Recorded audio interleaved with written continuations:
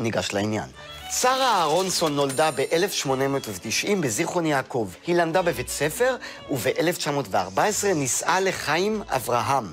כך נראתה ההזמנה לחתונה, וקבלו גם תמונה מהאיבנט. החתונה. מהממת בלבן, שיו. יפה. כן. אברהם היה סוחר עמיד, והזוג התגורר במשך שנה בטורקיה. שרה הייתה עדה לרצח העם שביצעו הטורקים בארמנים באותה תקופה, וזה השפיע עליה מאוד, ומיד הפכה את השלטון הטורקי לאויב שלה. היא חששה מאוד שהטורקים יעשו את אותו דבר ליהודים בישראל. כשהיא חזרה לארץ, היא מיד השתלבה בארגון המחתרת נילי, עם החבר'ה שאנחנו כבר מכירים, אחי אהרון וחברם אבשלום. אהרון פעל רוב הזמן בחול, ואבשלום נרצח על ידי בדואים. לאחר הרצחו צייצה שרה ציוץ עצוב. קשה לספר כי הלב נקרע לגזרים, והצער איום וגדול מאוד מאוד. עכשיו לי עצוב כשאני מקשיבה לך. טישו? אני אתגבר. אבל שרה לא עוצרת להתאבל. היא יורשת את מקומו של אבשלום ומתחילה לנהל את הארגון ביחד עם יוסף לישנסקי. כך הפכה לגברת הראשונה של הריגול, ג'יימס בונד ממין נקבה. היא לא הייתה בחורה עצלנית, היא הסתובבה ברחבי הארץ, לפעמים היא אפילו יצאה מגבולותיה כדי לאסוף מידע ולהביא אותו ישירות לשלטון הבריטי במצרים. אחיה, אהרון, ביקש ממנה בצ'אט שלא לחזור לארץ כי מסוכן כאן. אבל היא לא פחדה מכלום ומיהרה להגיב, אין מצב שאני לא חוזרת לארץ.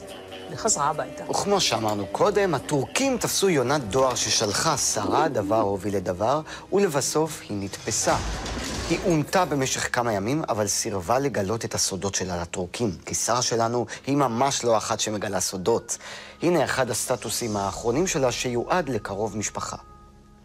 מסור להם ששרה ביקשה שמכל טיפת דם שלה ינקמו כהוגן, הן נקמה ביהודינו, ובפרט בממשלה שאנו גרים. לא לרחם כמו שלא ריחמו עלינו. איזה אישה.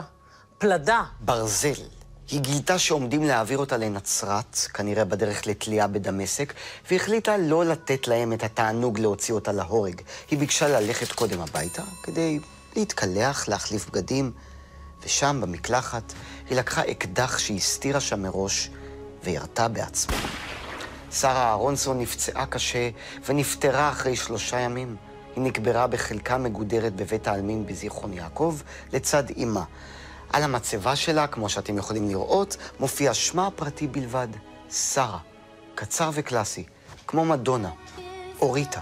מחמאה גדולה למדונה, שבטח הייתה שמחה להשוואה כזו. שרה אהרונסון באמת אישה גדולה מהחיים. תודה, עידן. עכשיו נעבור לפתרון החידה. המבנה המפורסם ביפו, שנבנה לכבוד אחד מסולטני השלטון העות'מאני, עבדול חמיד השני, הוא לא אחר ממגדל השעון המפורסם.